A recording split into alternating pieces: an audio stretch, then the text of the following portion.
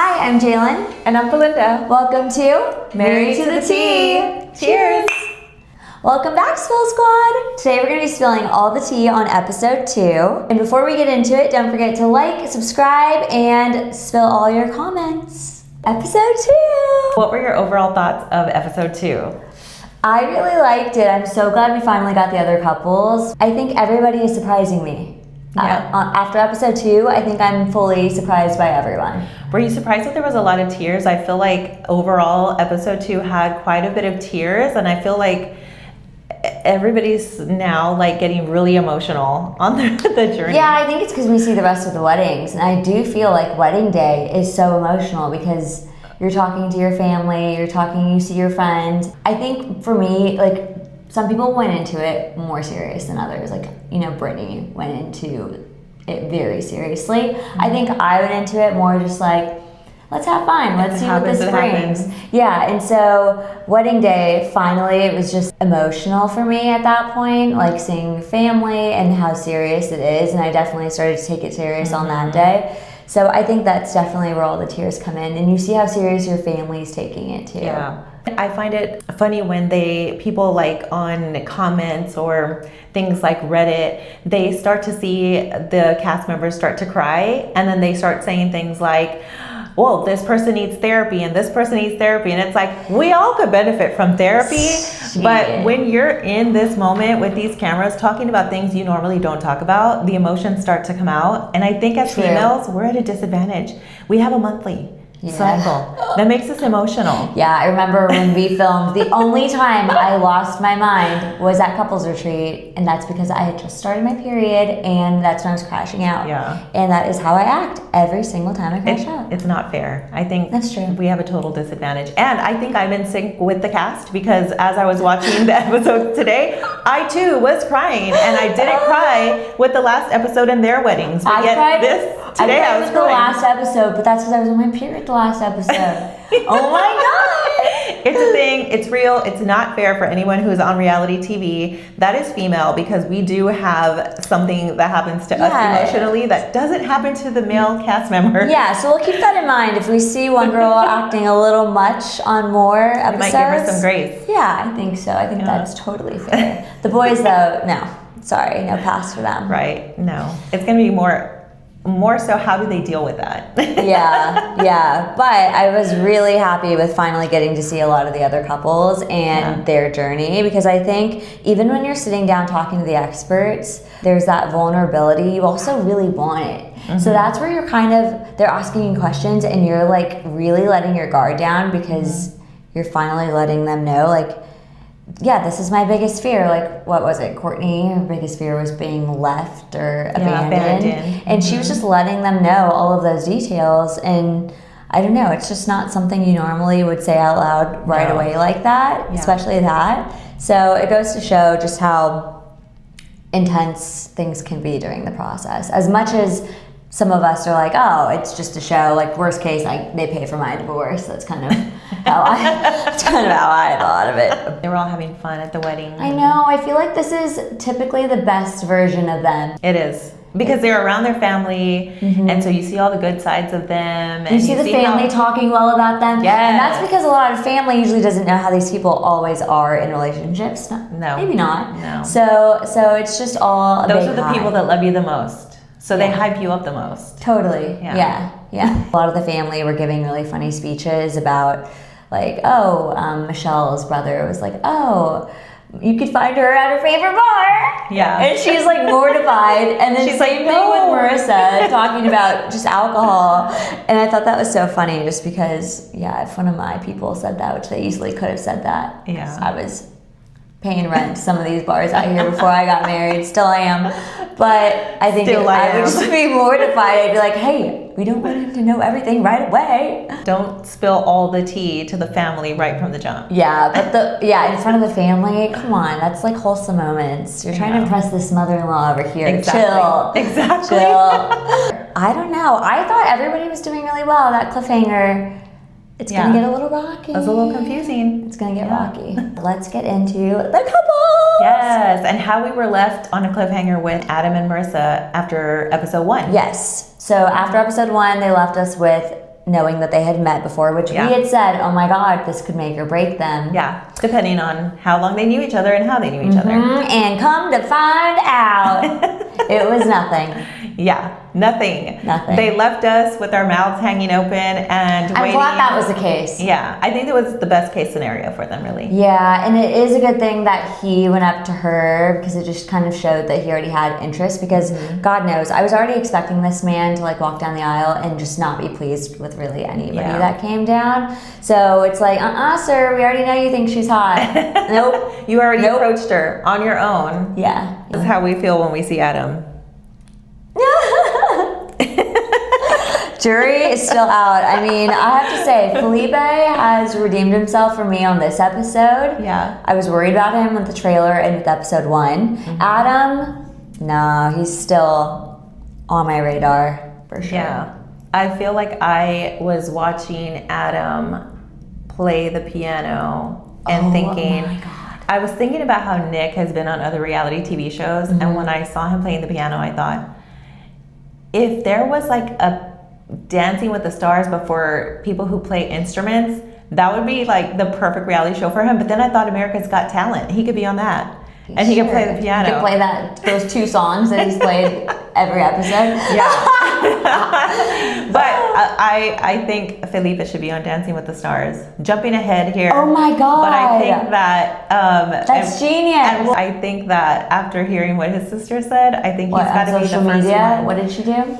So his sister said at the wedding. At the wedding, she said that he is a full-time dance machine. Aww. Yeah, but speaking of Felipe, should we go into them? Yeah, let's go into Felipe and Tori. I still love them. Same. I still love them. And loving them more. Loving the whole family at this point. I think we're all tied into his family. I know, at this point we're like planning a trip to Brazil. I'm like looking for plane tickets. No, we're going to the restaurant. That's what we're going to do. Yeah, I wonder if they actually live in Brazil or if they all live in Seattle. No, they all live in Seattle. Oh, okay. Yeah, so they're all close to each other. The parents own the restaurant. Felipe runs the restaurant. Okay. Yeah. Okay. Same. No wonder he was a little nervous because he said that he was kind of afraid of leaving his baby by itself, which was the restaurant, because everybody who is involved with the restaurant is at the wedding. Which is cute because it's like, okay, he's got the family business and all the employees are like super close to them and that's so warm. And he cares about it. Yeah. Yeah, it's important to him that he was still thinking about it. Yeah, so on his wedding night. So that's cute. Yeah. But no, Tori seems to really like his energy and she thinks he's hot. That's important. Yep. Yeah, I like that. He obviously thinks she's stunning. Yeah. She is. Yeah, and she is. I like how when they did the mother-son dance at the wedding, that's when like really brought me to tears because we also have a wedding coming up for my son and it's coming soon, right? And I know I'm about to have that same moment. So just watching them already, I was like already crying. She spoke in her language and she said that she felt that it was all a dream and how surreal it felt. And he said the same thing. He said, I do feel like it's a dream. And she said that she really likes Tori. So I feel like he was really worried about his mom. True. Liking being her. On board. And his mom looks like she just like loves her. Yeah. She looks like she would not love her. Yeah. You know? And I would think like, because you can tell the mom is like the matriarch of the family. Yeah. I think she runs that shit. Yeah, she does more talking too. Yeah, she just looks like the leader. I think she's the tallest one too. But you could just tell that her approval is everything. And I was actually like, oh, this is going to be their storyline. Like, she's going to watch this girl come down the aisle and be like, nope. Not good enough for my boy. But no, she was so nice. Yeah. And his sister, so nice. Yeah. The sister also in her speech said that she didn't think that this would ever happen. Yeah. You got to embarrass them a little bit. But no, I really like them. They're all great for TV. Yeah.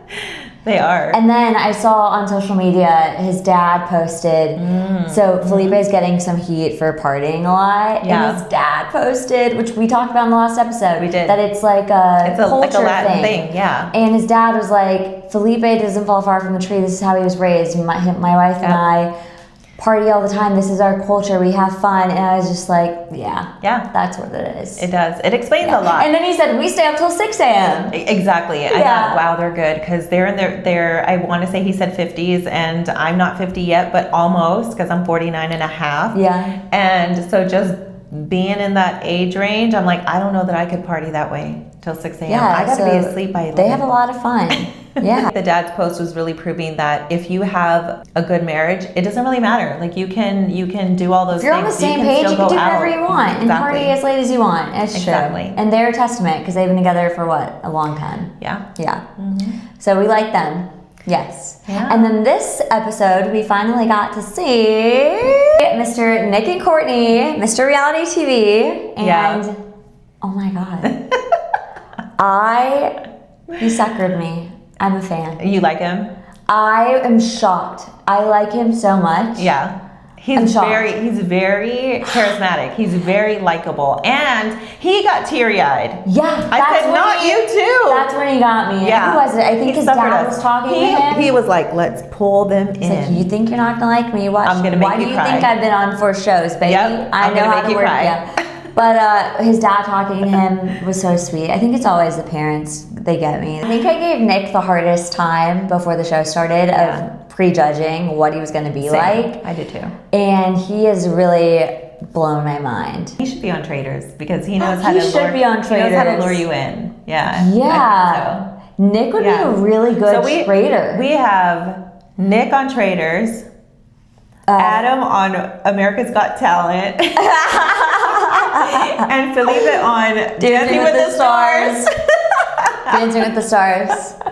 That's so funny. I know. But let's talk about Courtney. She has like her mom, super athletic body, like, and you know she's older, so yeah. Courtney is cute. I think she's exactly what she seemed like on the trailer. She's very high energy, spunky. Yeah. She comes off super confident, like she does. Super confident, but then obviously when you see her talking with a therapist, it really broke down like her walls a little. She puts up a little bit of walls. She has a wall. Like to show that she's got maybe like a tougher exterior, but deep down she does have like what seems like abandonment issues. I hate to say that, but well, she said her biggest worry was them leaving and people getting bored of her. Yeah. Which makes me so sad, because she's got a lot of energy. And so if you just feel like she also said that she had been cheated on too. And I just feel like, I feel like if you look like Courtney and you're being cheated on, I just think that those men are just weak men. Well, I think being cheated on, maybe those are weaker men. But maybe it's something when you're younger, which she's 28, so we're like the same age.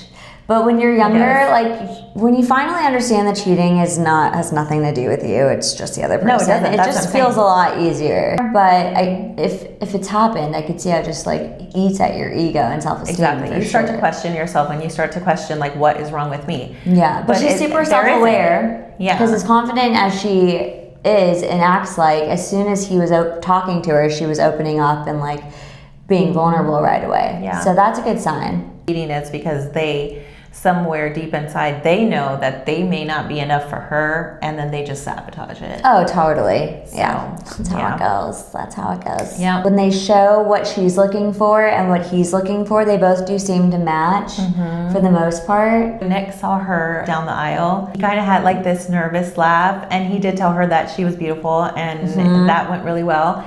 What got me too was that Nick had a nervous laugh, and then you could tell that he like swallowed, and that's like that nervous thing people do, like they all swallow, and you could see that. So I thought that was cute. I was like, you can't fake that. No, you can't. And that's what I was saying. He surprised me with how genuine he's seeming to be. But they were really cute, because his biggest fear was that she wasn't going to like him. And they both got that out of the way right at the altar, which was fun. Don't you think that's everybody's biggest fear? I feel like that was my biggest fear. And people start to say, oh, she's not confident. It's like, it's not about not being confident. I think everybody naturally has a fear of, will I not like the person, or will they not like me? That is a valid fear to have. Both of them. Yeah, and I think it doesn't matter how confident you are. In this situation specifically, there's already so much vulnerability and insecurity, because it's marriage. You're marrying somebody. It's just so many high stakes. All of your insecurities flood in a lot easier than you normally would, I feel I like. think at first I was like, I hope that I like the person. But at the same time, I did think like, okay, what if this person doesn't like me? Because if I, at first sight, didn't like the person, I believe in myself that I would give that person a chance and I would still stay, open to the possibility. But I don't know if the other person is going to do that if they don't like me. Well, and that's the problem. Yeah, you see a lot of people who see them at the altar and are like, one girl left. Yep. Denver left. One girl walked away and we never even got to see who she was. That's what I'm talking about. Oh. Yeah. But I did tell myself, I feel like this sounds bad, but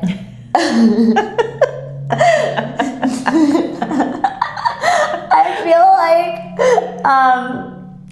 when I got cast to go on the show, Yeah.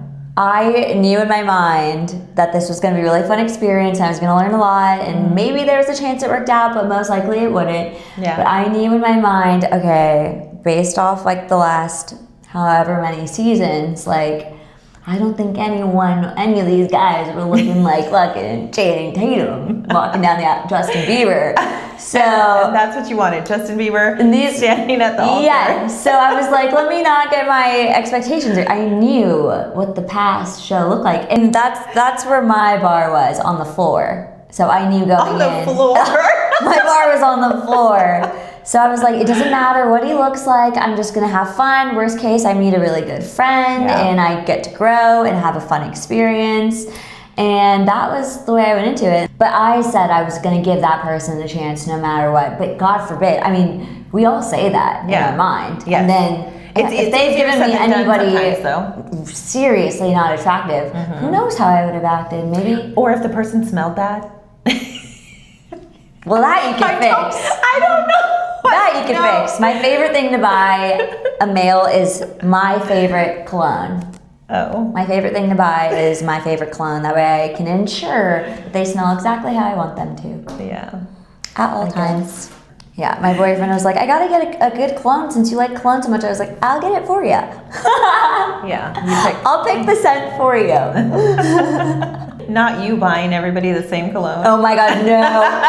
No. So I used to buy every boyfriend that I've ever had the exact same cologne. Aqua di Gio. Is that how you say it? Aqua di Gio? You liked that cologne. That was your dad's cologne. I bought that cologne for 3 boyfriends. Oh my God. 3. And then I bought them all the exact same hoodie from Lululemon. And I would buy them a green hoodie and the cologne every single time. So my boyfriend knows that. So God forbid I show up with a green hoodie or any Aqua di Gio.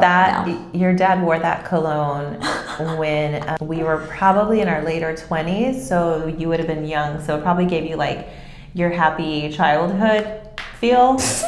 Who knows? Yeah, maybe. Then you transferred it into your boyfriends, wanting your boyfriends to smell like that. Okay, this podcast is going somewhere else.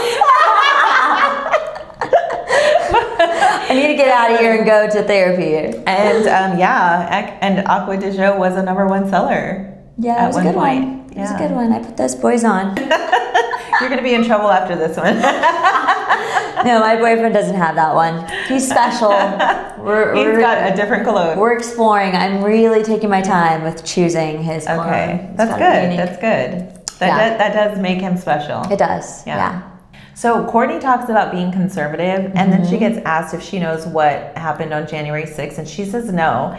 And I don't know if she's being like sarcastic about it or if she honestly doesn't know. She doesn't know. You can tell. She's just like, yeah, I would really like someone conservative. Okay, give me a conservative topic. Do you know this? And she's like, no.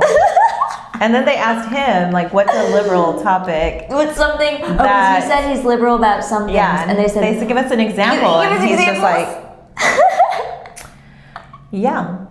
There was no examples. So I almost feel like, why are we even discussing the politics on the show in the first place? Because clearly neither one of them are watching politics that close. Like, let's just kill that storyline for their sakes because they're getting roasted right now on Reddit. And we don't want to hear about it, honestly. Like, I'm not into it. The minute I heard even those words come up, I was like, oh God, this is going to be scary. But Reddit's having a field day on both of them with that. They would put like birds whistling crickets while Nick was just like sitting there. And they should have just cut to and matched. Yeah.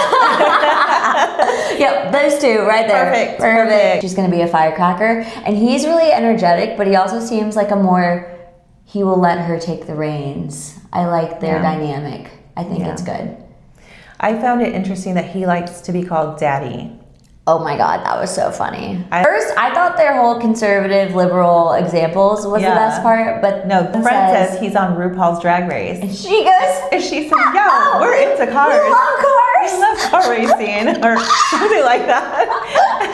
Well, it was like, okay, they're like, no, it's drag. And they're all kind of like, his friend was like, oh, hell to the no. Hell to the no. But that was so funny. Yeah. She's just so innocent. She's like, oh, I love racing cars. I just want to know at this point, like, what does she watch on TV? Yeah. You know, like what's her thing? What's her favorite shows that she watches? Yeah, I would like to know because what outside bodybuilding. RuPaul's Drag Race. I've never watched it, but I know about it.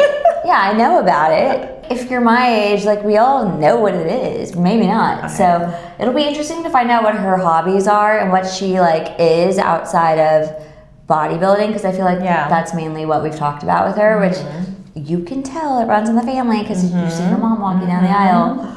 Yep. Jacked. Who was it that said somebody on his side of the family was like, oh, they have muscles. Yeah.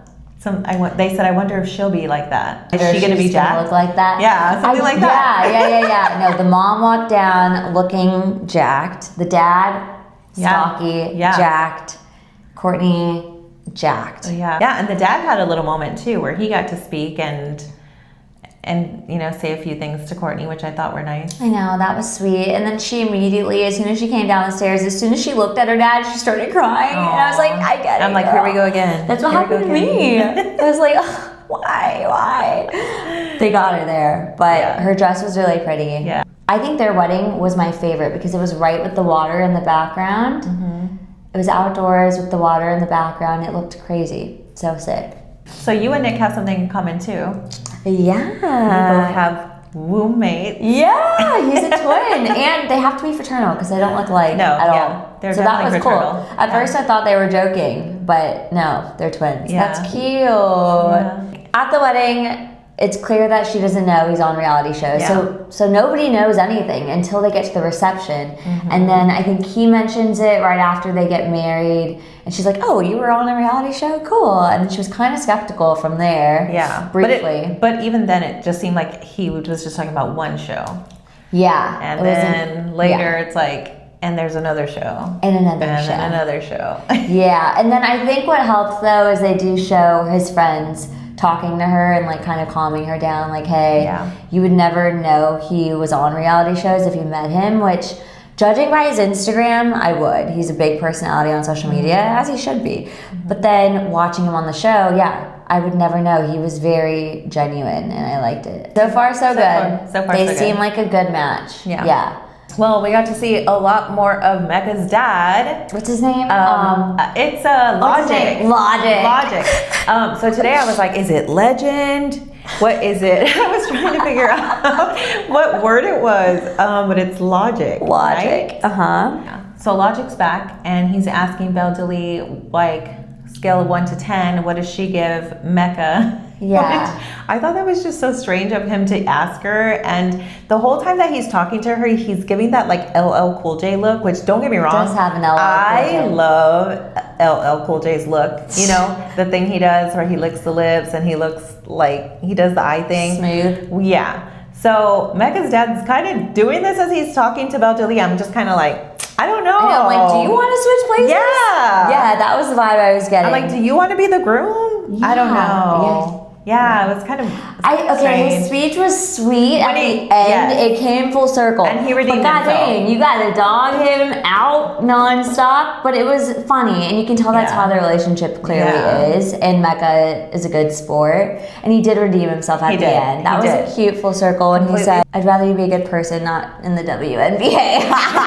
When he talked about Mecca joining the women's practice squad, that was so funny. I love Mecca more for that. that because I know some people who did that in college, and it's so funny. Guys who are on the practice squad with the WNBA. Wow, I didn't even know they did something like that. Yeah, it's so funny. Always those guys that I think are so fun because it's like, they walk around and say, I'm a practice player. Yeah, it means you're confident with yourself. Yeah, and I think he is, and he does a really good job for how his dad is. And I would say that those players, like those are some of the best players. Yeah, so WNBA is still ball. Yeah, they need good competition for practice. Yeah, so makes sense. you know that if he was doing that, then he had to have at least been good because he was doing that, you know? According to his dad, it's not good enough. Not good enough.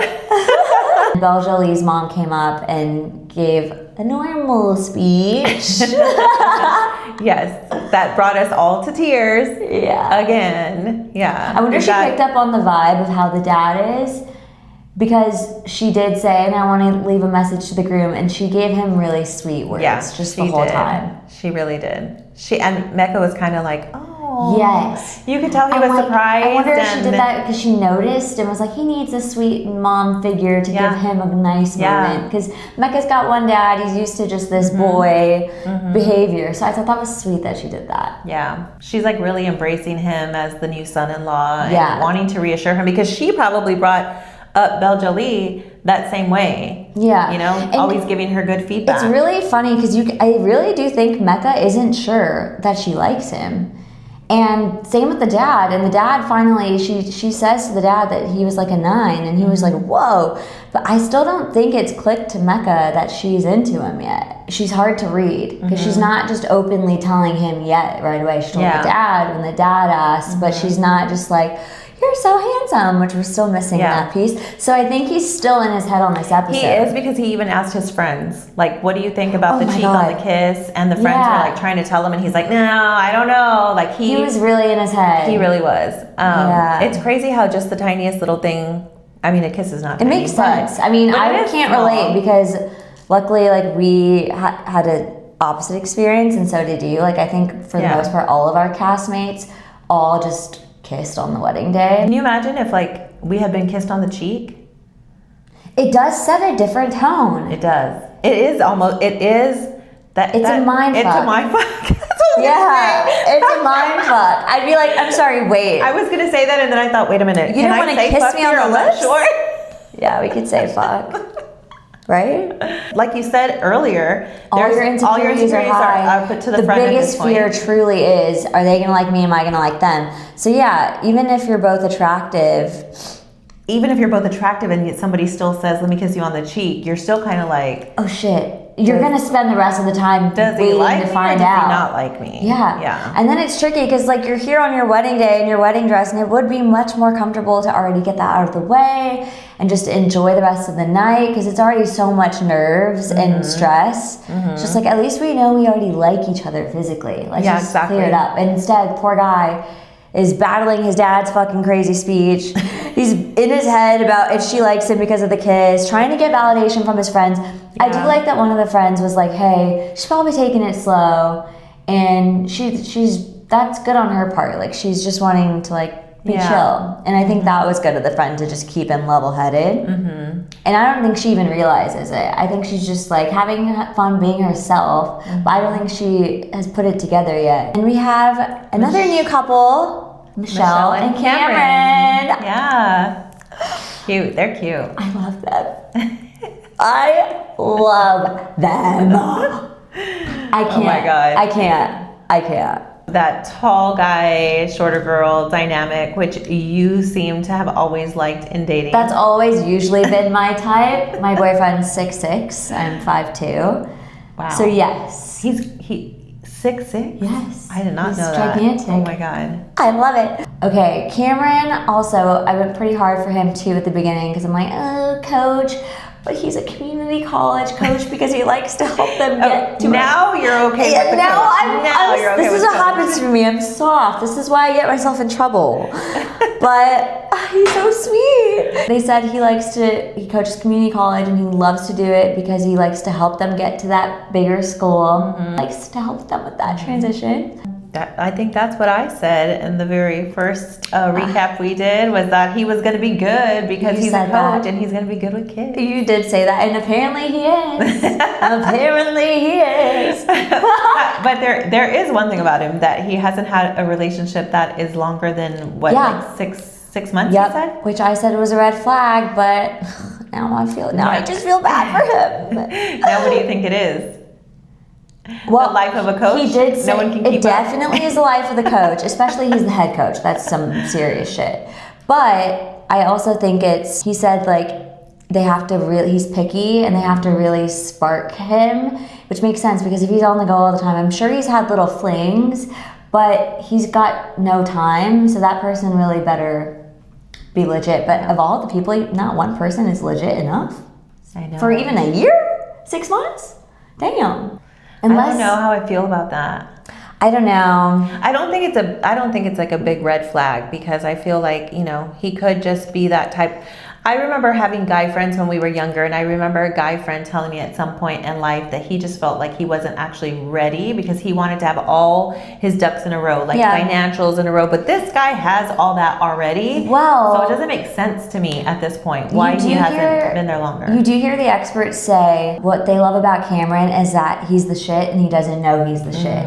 And I think that could be the case too. I don't know how.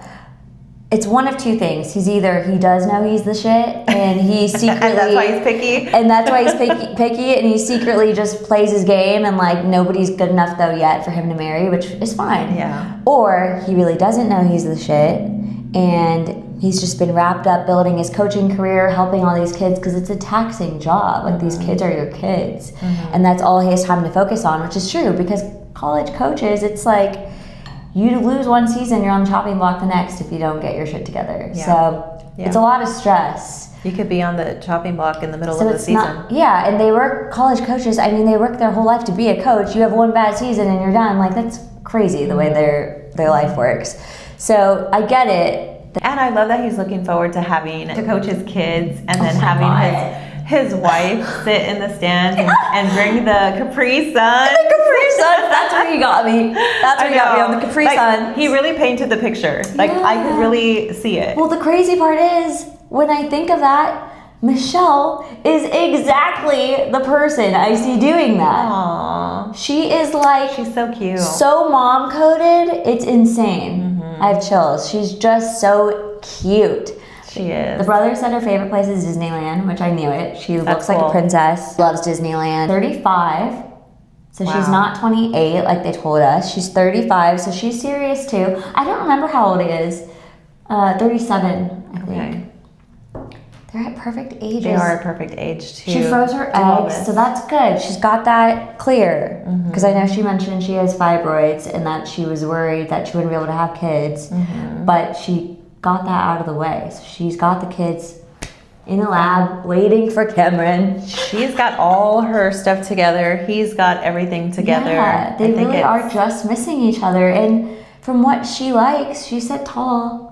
Over 5'10". Girl, they gave you over 5'10". So we did see like a little snippet, a little clip where she's kind of crying and she says, I just love you so much. And I was like, oh, now that I've seen this and I've seen her, I'm like, oh, does she really fall in love with him like that? And what happened? I have chills again. And is he an avoidant type that like starts to feel pressure when someone starts to really like fall for him? And is that why he skips out at 6 months? Or I don't know if he skips out really, but it hasn't gone further than that. Yeah. So to me, that's like a big question. I hope he doesn't like do that I'm gonna push you away thing because things are getting I don't know. Now that I'm attached to them, I see her in that trailer crying, saying I love you so much as like, I can't wait to, yes, I have to be with you forever. It's a yes. That's the picture I'm painting in my head. She's just so emotional about saying yes, and he's gonna say it back. I need them to be together. And she was very emotional too. Oh yeah. Yeah. Another one who had me crying today. No, she's very serious. Yeah. And then her mom and dad had somewhat of an arranged marriage. Yes, and the mom liked that the dad was tall, so it's a thing. Yeah, it's a thing. And what was cute was you see a lot of parents who will disagree with the experience and not show up, and it's so hard on them during that day. And so for a second, when she said her dad wasn't really open to it and is camera shy, I was like, oh, the dad's not going to be there. But the dad was there. And he wrote her a note because he couldn't say it on camera. He didn't want to say it on camera, and he supportive. probably maybe had never said all those things just like this in person. You Yeah. know? I love that we saw him there. I know. He was there in the back and he was I know. smiling. I was like, yay! Michelle said she wanted a guy's guy, like a guy just super dude-ish. Yeah. And I like that. She's kind of like me because I like that too. Is there anybody who doesn't like that? I mean, Who doesn't like a dude? yeah. I mean, Because what's the opposite? What does there's that look more like? feminine guys. So guys are more Okay. feminine coded. And then there's guys like maybe they care more about they do really like their clothes and appearance and like whatever skincare. They're really into it. But then My or they're boys not- love skincare. Or they're not into. That's true. Okay, Your fine. brothers love skincare. Okay, let's take skincare out of it. But they're more on their feminine side. Maybe they don't like sports. Like, but I really love, my boyfriend is obsessed with sports. Like Yeah. I do want someone who's just Into wants to it. spend the day playing his fantasy football league and acting like he's a coach to a bunch of little characters. Like I'll text him and he's like, I just got the new Madden. I'm like, yes. Oh You my have fun God. and sit there. I hope that little snippet we saw, I hope that it's a good sign. Yeah, I literally texted her today. I was like, oh my Wait, God. what? I texted her today. Yes, I texted her. I was like, girl. Or I messaged her on Instagram. I was like, oh my God, I'm watching you and Cameron right now and I'm fucking in love. And she's like, oh my God, yay, you're so sweet. So Aww. I don't know what more I can say about them. You are sweet. That was nice to me, huh? I am. I'm sweet. It's really nice so that we can comment and they can comment back to us, because I kind of feel like when they go of our cast and like said like, hey, when the show starts, they kind of told us to stay away from talking Don't talk to cast to members. anybody. Yeah. And so I didn't really follow past cast members. No one reached out anyways, really. But Yeah, they said like if anybody reaches out, don't talk, don't answer them. And we understand like not telling anybody what the outcome is or any of that. But I mean, to say don't even talk to each other. Yeah, because I remember Jamie Otis. I guess she's an OG. She reached out to you. She's like the first person. Yeah, okay. She reached out to me and she was so sweet and it just made the experience so much better. You really feel like, okay, I'm part of this family. So when everybody got announced on the cast, I immediately went and followed all of them and like wanted them to feel like they had and I'm just like, this is so exciting. No, I love that. And not many people can relate. So you might as well like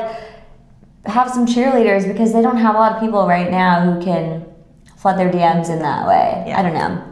No, I think it's good. And I've liked that part of the process too, that we've actually been able to feel comfortable. And they're more your age, I feel, than they are mine. To have a cast member's mom contact us. And Felipe's mom messaged us and she loves this podcast. She said. We're so excited. She's thank super you so sweet. much. I know. Yeah, that was just cute. It's cute. It's been really nice because now I feel like we are starting to build a MAFS family. Yeah, a fun experience, and it's niche, so it's like you might as well support all these people. And I think just recently after our season, I like went and found everyone from past seasons and followed them, and they followed me back, and that's been nice. But at least at the beginning, it was like, no, I want to find all of them and message them, tell them good luck, and just get them excited. When the show airs, like luckily I had you, but you have your castmates, but your friends and family are like excited, but it's just not, they weren't there. They don't understand. They don't know the experience. So to have people who came from the show, especially just a season before you, and like send you messages is so like welcoming. Yeah. I would have liked that. So I'm just wanting to do that. Because it does make you feel like there is a family here. It's just so exciting. See how everything pans out and who we'll still like at the end.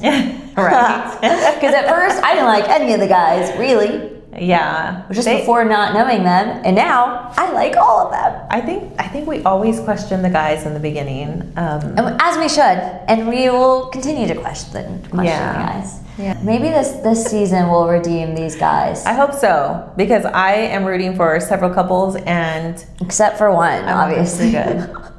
That one might be just lost at sea, but the rest we might be able to put on the boat. Last couple on episode 2 was Nikki and Sean. Yay! They're our oldest couple, and Sean is fun. He brings a lot of energy. Yeah. Looks exactly like Pastor Cal. How tall is Sean though? though, because he didn't look that short next to her. No, he didn't. At all. I think he looked like he was still taller than her. He didn't look short at all. So Height-wise, they looked good. he seemed fine. Yeah. Yeah, but she's 6 feet. I think. She is? I think she said she was 6 feet. But Nikki seems sweet. She's obviously got her life together, as she should. I mean, she's 47. Or how old is she at? 47. Yeah, I think the financials are something that are a big deal for her because she makes a lot of money. Yeah, and at that age, you're kind of more established. So yeah, you're probably looking for someone. And she said, I'm looking for someone. I need them to make so much because if they don't, I feel like they're gonna feel insecure. Yeah. Which makes sense. I can see that happening. I mean, that makes her dating pool so much smaller. So much smaller because 250K that's very exact, girlfriend. Yeah. And then she said she would be willing to come down to 200. I'm like, I hope so. Goddamn. I would hope so. You're like, okay. 180? Like, can we come a little lower? Jesus Christ. She seems direct. She knows what she wants. I think maybe for her, like, what if she just was with somebody and then didn't know exactly what they made? I mean, wouldn't that just be better? Just don't tell each other what you make, if that's the case. Not when you're getting married. I would feel like I would. I mean, if I were her and I made 250 or 300 and I was finding it harder to find someone, I would just not tell them how much money I was making. Yeah, that's true. You know what I mean? And like, you shouldn't even, if you're making that much money on your own, why do you need them to make that much money anyways? Aside from them being insecure. You can support yourself. They whatever job they have, they can support themselves. Clearly. They've been living on their own already, so I don't know that it should matter. Keep your really financials separate and keep living life the way you're living, but you have each other. And I'm pretty sure that he could pay for her at the restaurant and do all those things, and she doesn't know whether he's paying for her at the restaurant making $100,000 a year or he's making $300,000 a year. Yeah. Do you think? Or they'd be at different restaurants? I don't know. TBD. No comment. I do think money, I do think it's more materialistic too, because whenever they brought in the gift, her friend was like, she only shops at Nordstrom. And so that was a little like, okay, I think the financials is a big factor for her aside from him being insecure. I think she just cares about the financials in general. Yeah. Maybe she wants him just to be able to afford the nice things that she likes. Which is true. Like, she did want someone on her wavelength. When I don't want them shocked when I ask them to buy me Louis Vuitton, you know? Exactly. Yeah. I don't want to sticker shock them. True. I get it. I mean, she's totally living a lifestyle. I get it. But girl, can we do 200K versus 250? Come on. Yeah. She said yes. She did say we'll yes. Give her that. Yeah, for sure. Even though that they're older in their 40s, they're still both open to having children, which I thought was extremely interesting, just because later 40s. And they said they would adopt. Oh, I didn't hear that. Sean said that he would be open to adopting. Oh, I like that. So that was super sweet. Aw, I like that. Yeah, and she said she was very open. She was like, I'm open. You know, love can grow physically. Like, so I like that. Sean says basically he's an overachiever. Everything he did in life from adolescent to older, he has always been trying to be the best at everything. Yeah, doctor, like he's legit. Once she hears those words, check. Yeah. 252K, 200K check. She'll be good. Anyway, because he's an overachiever, he says he wants to make sure that he gives her the best orgasm. Interesting. Yeah. I don't know how to feel about a guy who starts off on the show just overly sexual. Yeah. That's a strange vibe. I don't know why. Especially when you don't know them. So you're just comfortable talking like that in general about sex? I don't know. I don't know. Rhonda and I were at the bachelorette party. We were comfortable talking about sex. Yes, that's true. It's a difference of age, I think. It's my double standard. Guys can't do it. Only girls. I guess. Do girls in their 20s talk that way? Because girls in the 40s, we do. Yeah, but we're not gonna. I mean, I'm not talking like that on national television right away with the experts. In your 40s, you don't care. Wow. I didn't care. You're right, because you and Rhonda were a little more unhinged when it came to the sexual talk versus me and Brittany and Megan. I just feel like it's a natural thing. We know everyone's doing it. Yeah, I guess that's how he feels. Yeah. But like, bro, I don't want to hear you say that word. ever. We were watching Married at First Sight when you guys were younger and I first started watching the show. We used to think it was really funny to hear whether the couples had consummated their marriage, and it became this funny thing of, did they consummate the marriage? What a ridiculous word. I know. And then when we were going on it, the first thing that Jet said was, I don't want to know if you guys consummate the marriage.